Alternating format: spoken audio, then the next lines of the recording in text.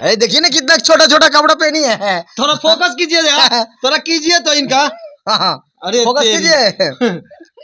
जानी अच्छा। ना तीर से न तिरवाल से ना गोलियों की बौछार से, सिर्फ बंदा तो डरता है रिया के औजार से। अरे रिया के औजार से हाँ। क्या बात करते हैं? अरे देखिए ना कितना छोटा छोटा कपड़ा पहनी है। थोड़ा फोकस कीजिए यार, थोड़ा कीजिए तो इनका। हाँ, अरे फोकस तेरी। कीजिए। और मैं कहना चाहूंगा हमारे जितने भी टीम है 4 आदमी हम लोग हैं। अच्छा। इंस्टाग्राम पर हम लोग बनाते हैं। हमारे साजन जी हैं, रिया जी हैं और उत्तम भाई हैं, पवन राजा। धन्यवाद आप लोग को। और अच्छा। मैं यही कहना चाहता हूँ कि हमारे जितने भी दर्शक बंधु है गाइस, आप लोग थोड़ा हम लोग आगे बढ़ाते रहिए। आप लोग से यही मैं विनती करता हूँ। कौन सा चैनल वो है? मेरा चैनल है पवन राजा 9 से 90, इंस्टाग्राम आईडी है। आप लोग फॉलो सब्सक्राइब सब कुछ कीजिए।